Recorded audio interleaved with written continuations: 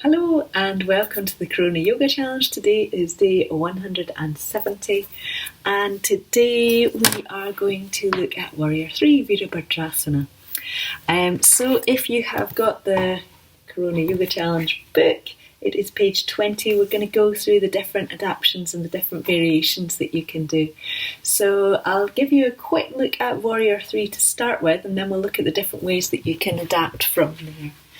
So Warrior 3, I'm going to have to move away to try and fit myself into the screen. Here we go. Warrior 3, so from feet down nice and steady, Warrior 1, Warrior 2, Warrior 3 is where we take weight into the front foot and we lift up with the back foot and you come to some variation from there. So for instance, a traditional Warrior 3 might end up looking a little bit like this, so that we're in that kind of long line position. So Warrior 3, the first things to think about when adapting Warrior 3 are to think about keeping a connection with the floor. So it could be that for Warrior 3 for you, that you come to the position where the back foot is lifted up. The back foot is still connected to the floor and the hands are lifted up. It could be that for you, Warrior 3 is just that little floating of the back foot and the hands are up. It could be that what is better for you is to take your hands onto a bit of support and to do it from using the support so that you've got that nice steady feeling. Another couple of variations that you can do to do this.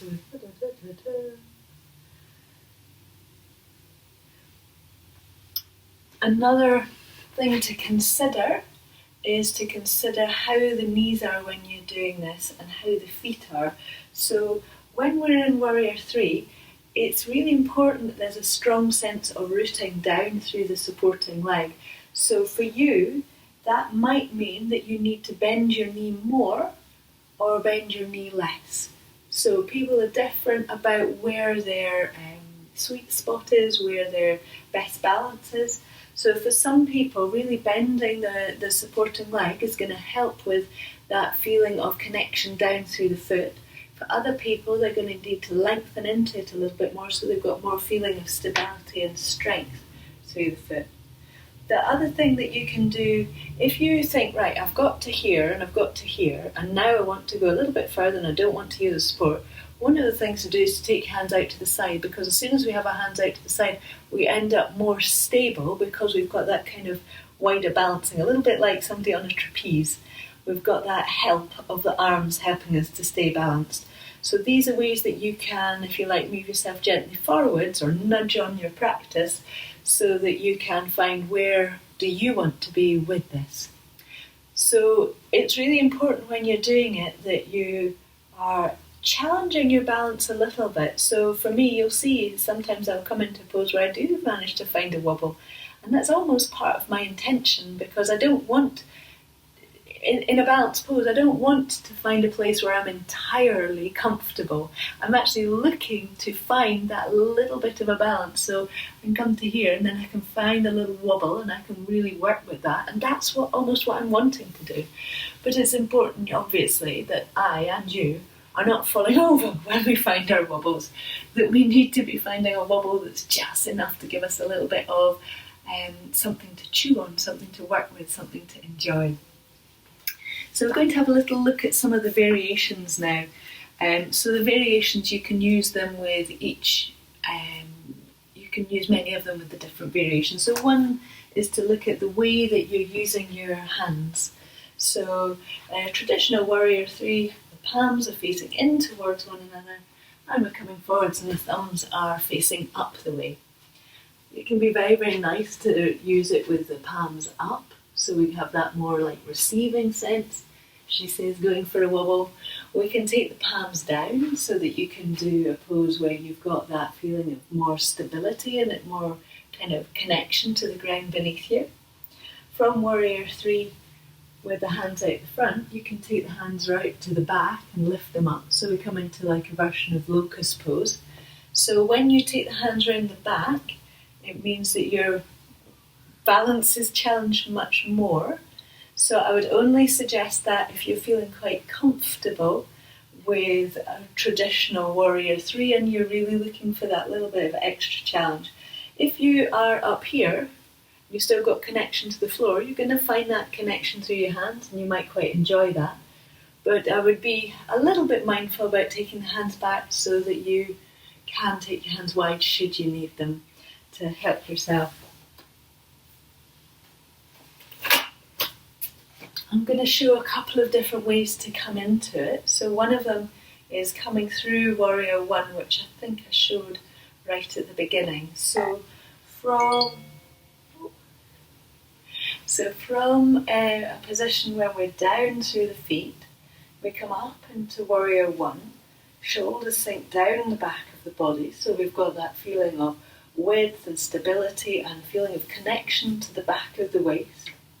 And then from here, I like to imagine it as the feeling that you're taking your hands into the room and the back leg lifts at the same time, so there's a connection between the hands and the leg. And then the feeling for me is as if someone has just gently taken my hands, a friend, obviously, so that a friend has just gently taken my hands and they're drawing me forward so that I've got the feeling that somebody is supporting me or is connected. So I am going beyond my hands to find that stability. And I find that a nice way to have that sense of the movement forward. So it's not that when I come forwards into Warrior 3, it's not that I'm staying back into my heel. I'm coming out into my hands and back into my foot. So I've got both things going on at the same time. But that movement forwards isn't a kind of stretching forwards and a falling out of it. It's a coming into something. And same with the back foot. So you're looking at the connection beyond the hands to a feeling of support, beyond the foot to a feeling of support. At least that's how it is for me.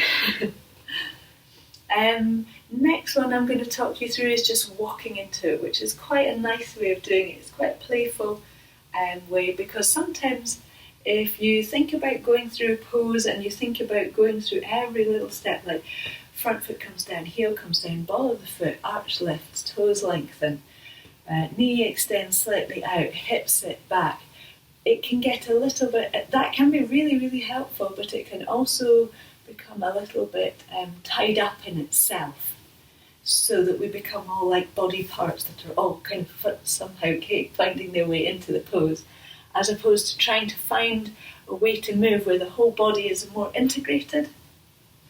So this is one of my playful ways. So basically taking a leg up, and you just let your knee come up and your hands come up, and then at some point you're just going to take a nice big step forward and come into Warrior 1, and then the next phase would be to come into Warrior 3. So just to do, what I'm doing is Warrior 1 to get the foot down and then forward into 3. But the first step to do, if you're trying this at home, would just be to fly yourself up and forwards, and then out we come. Wherever we end up, we go, ha, I'm here, and we settle in. The next phase would be to take that into Warrior 3. So same thing, just nice, easy, almost being a little bit childish, a little bit excessive in the movement, so that when you step it's entirely natural, and out we come and into Warrior 3. It's a fun way to move. The next little opportunity for you, what I've got, it says move into half moon pose. Dun, dun, dun. And start a forward bend, so let's enjoy a little bit of that. I think I'm going to, the enjoyment of that coming out and into Warrior 3 like that is, it is quite a kind of little lift of energy, which is fabulous. But for me, I'm now like, I need to settle myself in, come quiet. So what we'll do now is we'll do the forward bend one, which the forward bend one has got that same feeling of being able to like come back in and soften. So that's why we're going to do that one just now. So starting with the knees that little bit bent, I'm thinking I might just move this screen down so you can see it a little bit more easily. So from a comfortable standing position, you take your hands out, so it's kind of forward bend, but a kind of slightly dog pose forward bend, i.e. we've got hands a little bit further away from our feet than we necessarily have to. And then from here, you just lift the leg out to the back. So we get that feeling of lift through the leg.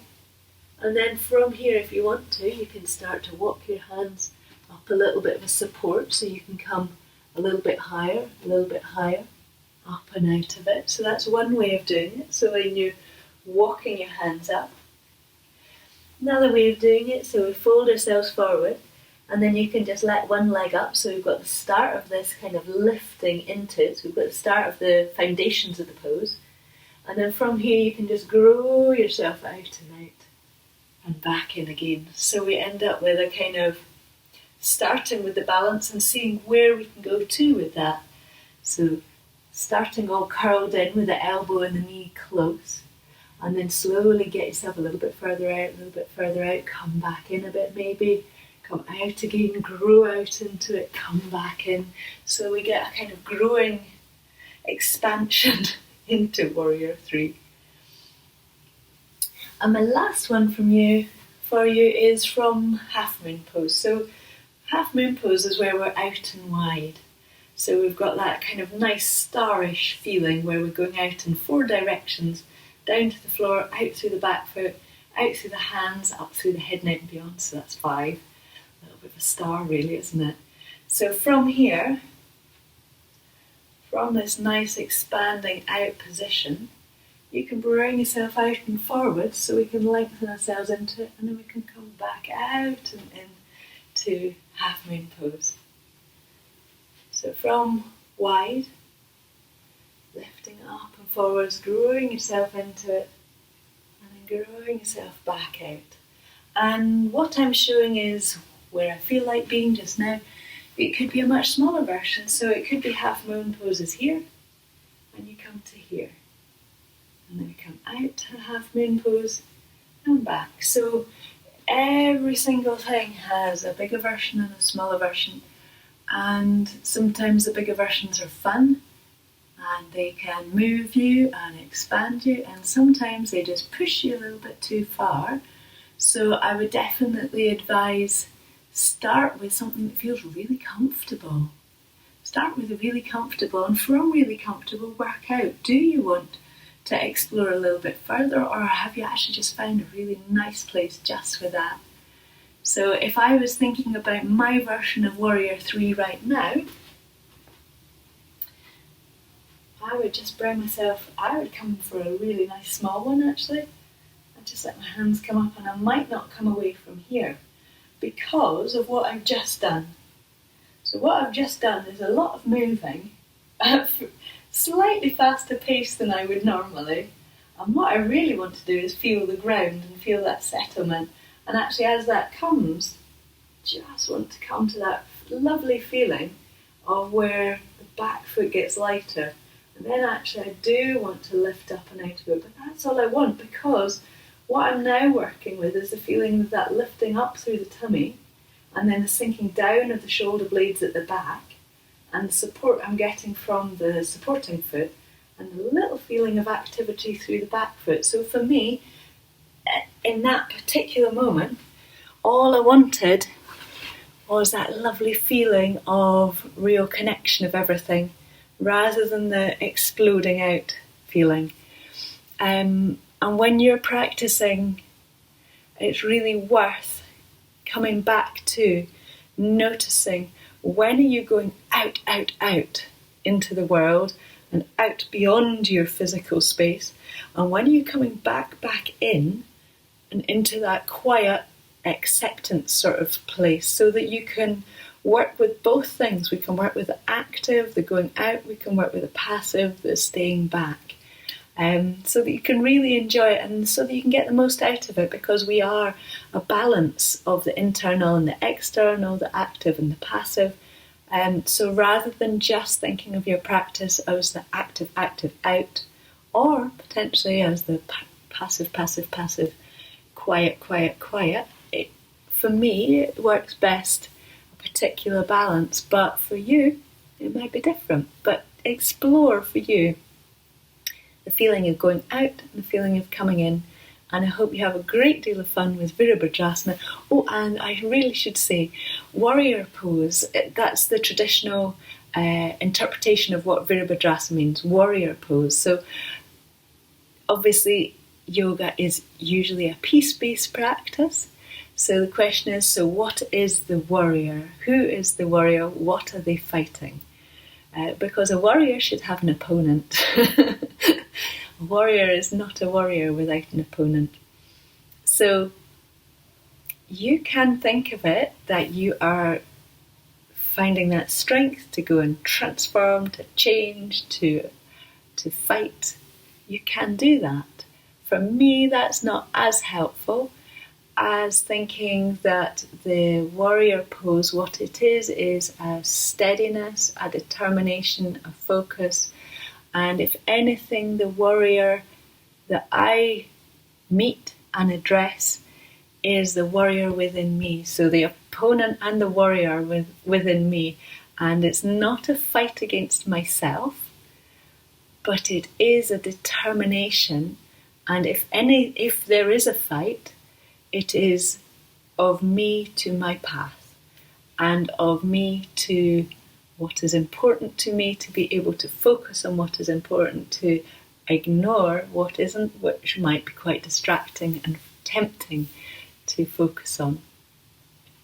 And I think that it is very much a pose of bringing strength and bringing stability, even in challenging circumstances, is how I would describe it. So it's really useful for that. And I think that's probably enough to be going on for, since I've hit 16 minutes, which is an all-time excessive amount of talk and moving from me for this. So I hope you have a great deal of fun, and thank you very much.